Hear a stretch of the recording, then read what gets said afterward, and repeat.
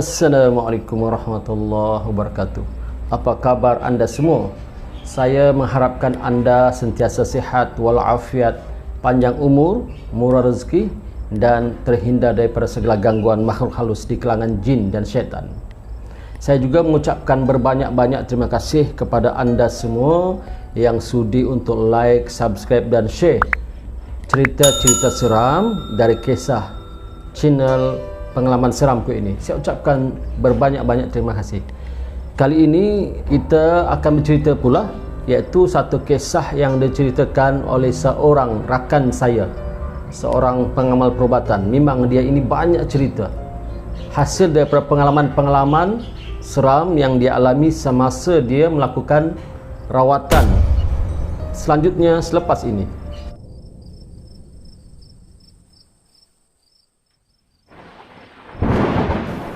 أعوذ بالله من الشيطان الرجيم وقل ربي أعوذ بك من همذات الشياطين وأعوذ بك ربي أن يحضرون. Dan katakanlah, wahai Tuhanku, aku berlindung kepadamu dari hasutan syaitan-syaitan, dan aku berlindung kepadamu, wahai Tuhanku, supaya syaitan-syaitan itu tidak menghampiriku. Kisah ini katanya berlaku pada tahun 2006 yang lalu, iaitu mengisahkan ketika dia dipanggil ke satu tempat. Dia dipanggil ke satu tempat kampung di kawasan di daerah Sendakan ini, yang mana kampung ini agak terpencil sikit daripada kawasan bandar. Kira perjalanan tu memakan masa hampir sejam lah untuk ke kampung ni, ya. Dan ni rakan subscriber kita ini yang bernama Cik Bakar ini, dia pergi ke kampung itu berdua dengan rakannya menaiki motor. Menaiki motor sebab kampung itu jalannya tak berapa elok. Daripada kawasan bandar masih cantik, tapi bila masuk ke kawasan kampung itu jalannya agak gerabel sikit, tak elok dan banyak berlubang, dan juga tanahnya yalah dalam keadaan tak baguslah jalannya tu. Jadi kesannya sampailah dia ke rumah, iaitu rumah ni adalah rumah seorang makcik tua yang memanggil Cik Bakar ni datang sana. Bukan makcik tua ini, tetapi adalah anaknya, anak sulung lelakinya yang memanggilnya untuk merawat ibunya, kerana katanya ibunya ini sudah lama sakit dan banyak kali sudah dibawa ke hospital berulang-alik, tetapi sakitnya tak sembuh-sembuh. Bahkan kata pihak hospital, ibumu ini tidak ada sakit apa-apa, kata pihak hospital. Dia sakit biasa-biasa saja, dia kata. Ya, tak ada sakit yang serius pun. Kata tua taklah tua sangat, baru lebih kurang 60 lebih ibunya ni. Jadi itu sebablah Cik Bakar dipanggil oleh anak sulungnya untuk merawat ibunya. Anaknya meminta sangat pada Cik Bakar ini untuk merawat ibunya, moga-moga katanya ibunya sembuh dari sakit ini. Kerana apa yang pelik diceritakan oleh anaknya kepada Cik Bakar ini adalah, iaitu ibunya ini suka memberi makan burung ketika malam Jumaat. Ya, burung itu sentiasa datang ke rumahnya pada setiap kali lepas waktu Isyak malam Jumaat. Itu yang pelik tu. Burung tu pula spesies katanya menyerupai spesies gagak hitam. Bukan seekor tapi banyak ekor. Itulah yang menyebabkan dia heran kepada ibunya ini. Setiap kali malam Jumaat dia akan menyediakan makanan kepada burung-burung gagak ini, berupa daging-daging mentah, kadang-kadang ayam mentah, kadang-kadang ikan mentah. Satu lagi perangai ibunya ini yang pelik adalah ibunya ini tidak boleh terkena air, ya. Sebab itulah ibunya katanya dah hampir berapa bulan ini tak mandi, tak boleh kena air, tak boleh kena air. Minum, kata Cik Bakar, minum, ibumu boleh minum ke? Ibunya boleh minum, tapi minum jenis minuman kopi yang panas, minuman lain tak mau. Dan juga tak mau minum air putih. Jangankan nak mandi, minum air putih pun tak mau. Kemudian satu lagi katanya ibunya ini, ada satu yang pelik pada ibunya ini, dia tak boleh pijak tanah. Artinya kalau dia turunlah ke rumah, sebab rumahnya ni di rumah kampung, di rumah jenis yang rumah bertiang tinggi, kalau dia turun tanah, pijak tanah itu menggunakan selipar lah sebagai alas kakinya. Tak boleh berkaki ayam, pantangnya. Kalau dia terpijak tanah, sama ada sengaja ataupun tidak sengaja, maka ibunya akan sakit, meracau-racau. Ya, ini yang pelik dia kata. Bila bawa ke hospital, doktor kata tak ada sakit apa-apa, biasalah sakit-sakit tua, macam itu saja. Maka pendek cerita, sampailah Cik Bakar ini ke rumahnya, sebab sebelum itu pun telah diceritakan segala-galanya melalui telefon tentang masalah ibunya ini. Sesampai Cik Bakar ke rumahnya, sahabatnya yang duduk belakang naik motor tadi itu katanya kepada Cik Bakar, sudah sampai. Cik Bakar tanya, kenapa? Dia kata dia tertidur sepanjang perjalanan. Dia tertidur, dia kata.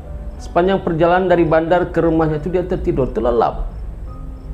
Kata Cik Bakar, kamu ni nasib baik kamu tak jatuh, kata Cik Bakar. Kamu jatuh, nahas kamu.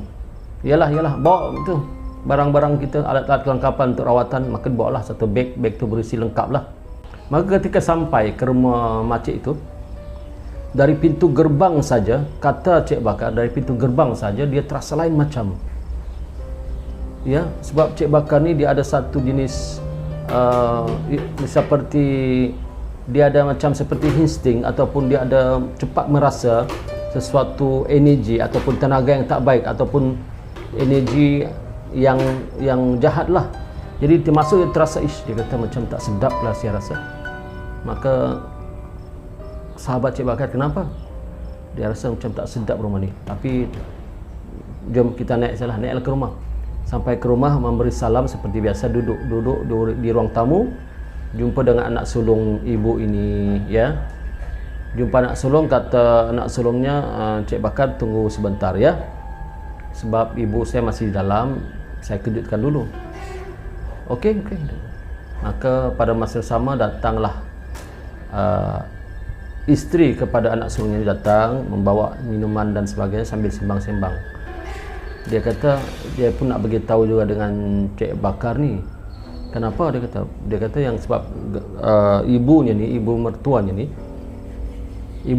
ni bukanlah dia kata dia tak suka, tapi kadang-kadang mengganggu dia lah. Kenapa? Kata Cik Bakar.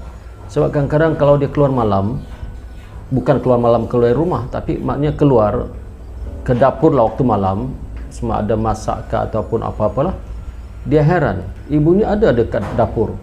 Itu dia pelik. Sedangkan sebelum dia masuk ke dapur, dia kata dia nampak ibunya tengah baring di tempat, di biliknya lah. Sempat dia panggil suaminya, bang, dia kata, bang, ibu di mana? Kata suaminya, ibu ada dalam bilik. Jadi yang dekat dapur tu siapa? Kata isteri kepada anak sulung ibu inilah, makcik ini. Itu menyebabkan dia mengadu dengan Cik Bakar, tolonglah rawat, apakah mungkin masalah mata saya ni yang diganggu ataupun memang betul. Maka kata Cik Bakar, tak apa, tunggu ya, sabar ya, kita buat rawatan dulu. Rawatan kita ni pun rawatan kaedah Islam, menggunakan ruqyah dan membaca ayat-ayat suci Al-Quran, tak ada lain. Tapi macam mana pun tunggu, kita rawat dulu.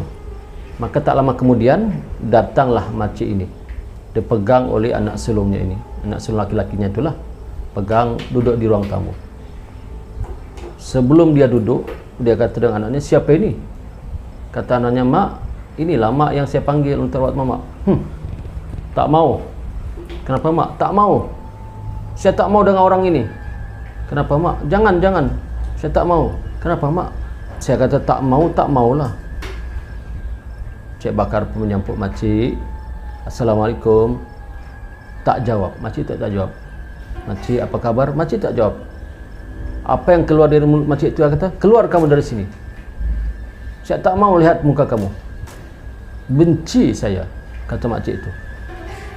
Mak, jangan begitu mak, kata anak sulungnya. Mak, ini saya panggil jauh-jauh mak datang rawat mak. Duduklah mak. Duduk mak. Maka kata Cik Bakar, beginilah. Mungkin ibumu ini tak mau duduk di lantai, tak apa, bagi dia kursi. Kemungkinan kalau ada kursi, dia akan duduk di kursi. Oh iya, tak iya juga, kata anaknya. Maka dia ambillah kursi. Betul, ibunya terus duduk di kursi. Rupanya ibunya ini tak biasa, bukan tak biasa, macam tak mau duduk di lantai.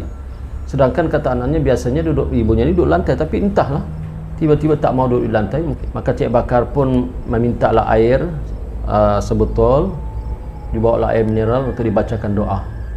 Baru saja Cik Bakar membaca surah Al-Fatihah, maka menggigillah si ibu ini, menjerit seolah-olah kesakitan. Anaknya pun heran, "Ibu, kenapa bu?" "Aduh," kata ibunya, "sakit." "Ibu kenapa bu?" "Sakit." Selepas tu Cik Bakar ulang lagi membaca Al-Fatihah, diulang-ulang, makin ibunya menjerit. Masya Allah, ya, "Sakit, hentikan, hentikan," kata ibunya. "Hentikan." Daripada suara biasa hingga suara garau. Hentikan, hentikan. Terkeluar suara garau. Maka di sinilah kesempatan yang Cik Bakar gunakan untuk berdialog, ya, berdialog dengan makcik ini. "Kamu siapa?" kata Cik Bakar. "Apa kamu sibuk-sibuk tanya aku siapa? Nyah kamu dari sini. Aku tak mau lihat muka kamu. Aku benci. Kamu siapa?" "Kamu siapa? Kalau kamu tak nak beritahu dan kamu tak nak keluar daripada badan makcik ini, maka kamu akan terima akibatnya. Badan kamu akan terbakar." Menjerit kesakitan lagi makcik itu. Tiba-tibalah, barulah makhluk halus yang mengganggu makcik itu berkata, "Saya adalah Raja Siam." "Raja Siam?" kata Cik Bakar. "Kamu dari mana?" "Siam lah bodoh," katanya. "Kamu tak tahu Siam?"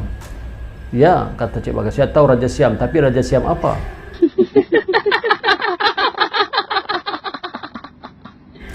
Dia ketawa lagi, dia menjerit lagi. Ketawa itu menyebabkan Cik Bakar dan sahabatnya itu rasa meremang bulu rumah kerana ketawanya agak luar biasa, menyeramkan. Maka Cik Bakar, "Okey, saya tahu kamu Raja Siam. Apa tujuan kamu datang ke sini?" "Aku suka padanya." "Kenapa kamu suka?" "Kerana aku suka padanya." "Iyalah, kenapa kamu suka?" Ketawa lagi dia mengilai. Masya Allah, kata Cik Bakar ni, kalau makhluk halus ni, syaitan kajian kita tak boleh mengalah, ya, tak boleh. Dia memang pandai. Kadang-kadang dia pura-pura dah keluar, tapi sebenarnya belum keluar. Maka Cik Bakar terus tambah lagi dengan bacaan surah yang seterusnya. Kali ini Cik Bakar membaca Suratul Kursi. Baru Cik Bakar memulakan ayat kursi, lagi dia menjerit sekuat-kuat hatinya, menyebabkan anaknya makin gelisah dan takut. Maka Cik Bakar sekali lagi, "Kalau kamu tak keluar, wahai Raja Siam, saya tak kisahlah kamu dari mana dan kamu siapa. Kalau kamu tak nak keluar, jangan buang masa saya akan bakar kamu." Mengadulah kesakitan suara makcik itu. Yang herannya, ya, yang herannya, anak isteri kepada anak sulungnya ini, yang perempuan itu, ya, seolah-olah sekali dengan makcik ini menggeliat macam kesakitan juga. Itu yang Cik Bakar heran. Rupanya dia ada connection. Dia seolah macam ada kaitan lah. Sekali lagi Cik Bakar kata, "Kalau kamu tak nak keluar, maka saya minta maaf, saya paksa membunuh kamu." Maknanya membunuh makhluk halus itu. Maka barulah makhluk halus itu bersuara dan mengatakan, "Wahai manusia, iyalah, aku kalah, aku akan keluar daripadanya ini. Aku akan keluar, jangan bunuh aku." Tapi Cik Bakar tahu ini mainan dan tipu daya makhluk ini. Dia terus membaca ayat kursi, "Tolong, tolong, tolong, tolong." Las-las katanya, "Sebenarnya aku ini cemburu dengan wanita ini kerana wanita ini telah membawa aku ke sini. Dia membawa aku dari tempat jauh datang ke sini. Sebab itu aku ikut dengan dia." Kejut Cik Bakar. "Maksud awak?" Ketawa lagi syaitan tu. "Aku tak kisah," dia kata, "kamu keluar dari sini." Dia kata makhluk halus dalam badan makcik itu, "Bagaimana aku nak keluar? Sedangkan kami telah membuat satu perjanjian. Aku tak boleh keluar selagi perjanjian itu tak diputuskan. Kalau perjanjian itu telah diputuskan, baru aku boleh keluar daripada jasad orang ini, daripada badan orang ini." "Apa perjanjian itu?" Ketawa lagi makhluk itu. Dia kata, "Tanya dengan anak perempuannya. Maksudnya anak perempuan itu adalah anak menantunya, istri kepada anak sulungnya ini. Rupa-rupanya istri kepada anak sulungnya ini adalah berasal daripada Thailand, Siam, Thailand. Ya, kemudian ketika dia datang ke rumah ini dan kawin dengan anak sulung makcik ini, dia membawa satu harta pusaka. Harta pusaka itu adalah harta peninggalan nenek moyangnya ketika berada di Siam dahulu. Harta pusaka itu yang dibawa. Pahamlah Cik Bakar apakah connection di antara anak menantunya dengan ibu ini. Dan harta pusaka yang dibawanya itu telah diberikannya kepada ibunya ini sebagai hadiah, kepada ibu mertua ini sebagai hadiah. Dan harta pusaka itu telah disimpan di dalam almari, tak dikacau, tak diganggu apa-apa. Tetapi rupa-rupanya daripada harta pusaka itulah datangnya gangguan-gangguan yang pelik-pelik di rumah ini. Kerana setiap malam makcik ini bermimpi dengan makhluk halus yang ada dalam harta pusaka itu. Masya Allah, Cik Bakar dengar cerita satu-satu daripada mulut ya makhluk halus itu. Akhirnya okeylah, kata Cik Bakar, saya akan pulangkan kembali harta kamu ya, tetapi saya minta kamu keluar daripada jasad wanita ini dan jasad anak menantunya. Janji? Jin itu ketawa terus mengilai lah, tetapi dalam keadaan ketawa mengilai sambil kesakitan. Okey, kalau kamu janji, saya akan lepaskan kamu, saya tak bunuh kamu. Tapi kalau kamu mungkir janji, saya akan bunuh kamu. Maka terdengarlah suara jeritan yang kuat. Lepas itu ibu itu pun pingsan. Ibu itu pingsan dan kemudian anak menantunya pun pingsan. Kedua-dua pingsan. Terkejut anak sulungnya. Ustaz, dia kata, kenapa jadi begini? Kenapa ibu saya ni? Kenapa isteri saya ni? Sabar, dia kata, sabar. Begini, ini air yang telah saya doakan tadi, air putih ini, ya, percikkan sedikit ke muka ibumu dan sedikit ke muka isteri kamu. Lepas itu bagi mereka minum. Insya-Allah, yakinlah dengan izin Allah Subhanahu Wa Taala mereka akan sembuh seperti biasa. Ya, tetapi selepas ini saya nak jumpa kamu. Ada saya nak ceritakan dengan kamu ini. Ya, baik Ustaz, baik Ustaz. Maka dibuatlah apa yang Ustaz tu suruh, iaitu maksudnya Ustaz tu adalah Cik Bakar tu. Maka lepas selesai saja, terjagalah ibunya, sedar daripada apa yang berlaku, dan istrinya pun sedar. Ibunya kata, "Nak," kata ibunya, "siapa tu nak?" "Mana?" "Itu depan tu." "Oh, itu Ustaz, itu Ustaz Bakar yang saya panggil." "Iyakah? Bagusnya dia." "Kenapa, Mak?" Tak ada apa-apa, tapi saya nampak tadi dia macam ada cahaya lah keluar dari badannya." "Oh, itu biasalah Mak, dia rawat." "Tapi Mak nak tanya lagi." "Ya Mak, kenapa?" "Yang satu itu siapa?" "Yang mana Mak?" "Yang itu, yang di belakang ini." "Bukan, itu satu lagi tu dekat pintu." "Yang mana Mak?" "Itu yang terbaring tu, berwarna hitam tu, macam terbakar saja kulitnya." Anaknya pun terkejut. Terbaring di ruang tamu, terbaring depan pintu, macam terbakar. Ish, biar betul Mak, tak ada Mak. "Ada," kata maknya. "Tu Mak tak suka tengok mukanya, halau dia keluar." Maka anak sulungnya pun cerita dengan Ustaz Cik Bakar ni. Dia kata, "Ustaz, benarkah seperti mana kata ibuku?" "Benar," dia kata. "Itulah sebenarnya makhluk yang mengganggu ibumu selama ini yang berada di dalam harta pusaka itu." Tak apa," kata Ustaz ni, "sebentar lagi dia akan hilang itu." Maka Ustaz ni pun baca doa, kemudian hilanglah makhluk itu dan istrinya pun tersedar. Bila istrinya sedar, berubah PL istrinya. Yang tadi istrinya ni memang lembut lah, tapi mukanya agak kehitaman. Bukanlah hitamnya seperti orang yang berkulit hitam seperti negro ke apa, tidak, tapi maksudnya gelap lah wajahnya tu. Tapi selepas sedar dan dipercikkan dengan air penawar dan diminum dengan air penawar, air yang telah didoakan, mukanya jadi ceria, mesra.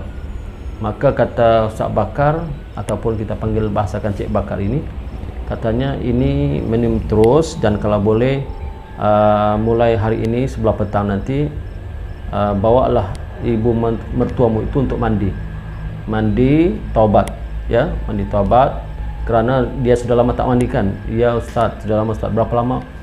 Agak hampir setahun lah Ustaz. Dekat setahun tu tak mandi tu, mandikan, ya.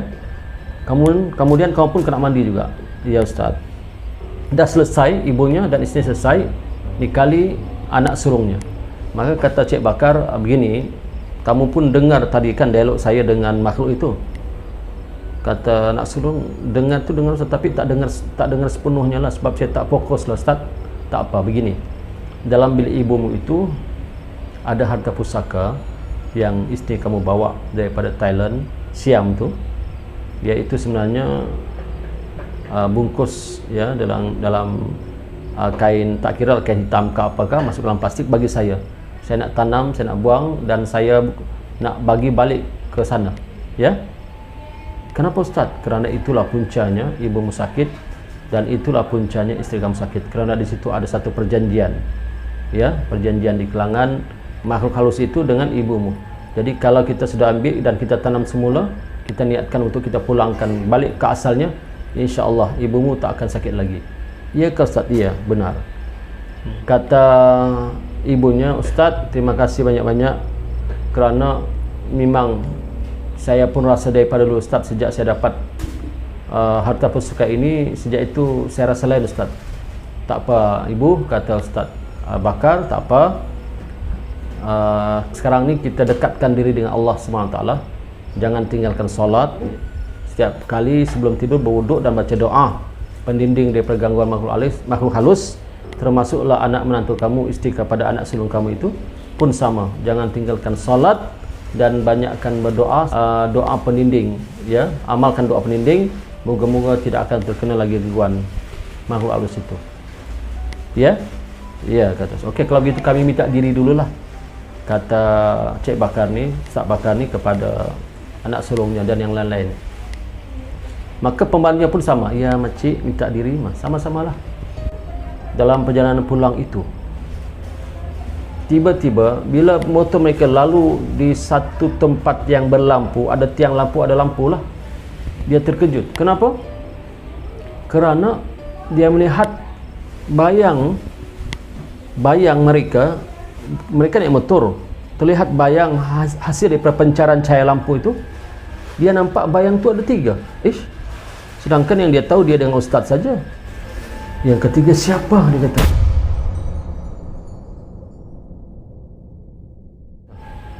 Mulalah meremang bulu rumahnya, tapi dia diam, tak cakap banyak, dan dia pun tak nak tanya dengan ustaz, takut terganggu pemandangan ustaz. Jauh perjalanan sejam, hampir sejam.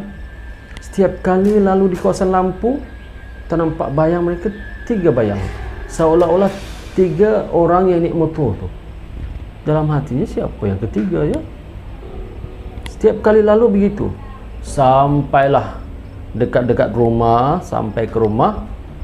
Maka ustaz tu tanya, kenapa kamu tak mau turun lagi? Turunlah. Diam. Turunlah sekarang, diam. Kata ustaz tu, kenapa kamu tak turun? Turunlah. Dia kata, ustaz, macam mana saya nak turun? Sebab ada makhluk di belakang saya ini. Maka ustaz tu pun, ustaz tu dia tak perasan ada makhluk di belakang tu. Patut, kata ustaz, sejak dia bawa motor tu berat sangat, dia ingatkan tayar pancit ke apakah. Maka ustaz ni pun terus membaca doa. Betul lah, ustaz tu nampak, ya. Ustaz ni dia seperti ada kelebihan, dia boleh nampak makhluk halus dengan membaca doa penutup dan doa pembuka. Bila dia baca doa pembuka, dia nampak. Bila dia baca doa penutup, dia tak nampak lah. Maka dia pun baca doa pembuka, dia nampak. Sungguh ada makhluk, rupanya makhluk yang tadi itu, yang di rumah pesakit tadi, ikut dengan mereka. Maka kata ustaz, baliklah kamu ke asal kamu, balik segera. Kata makhluk itu, wahai manusia, bagaimana aku nak balik sedangkan kamu belum lagi tanam harta pusaka itu. Setelah kamu tanam, barulah saya boleh balik. Oh iya, kan betul juga. Okey, kata ustaz. Maka harta pusaka itu pun dibawa ke tempat belakang rumah ustaz ni, yang adalah seperti tempat tu macam hutan lah, ditanamlah di situ tanam, bacakan doa sikit, pendinding dan sebagainya. Barulah makhluk itu hilang dari pandangan ustaz, dan barulah sahabat ustaz yang duduk di atas motor itu dapat bergerak turun dari motor. Subhanallah, kata ustaz.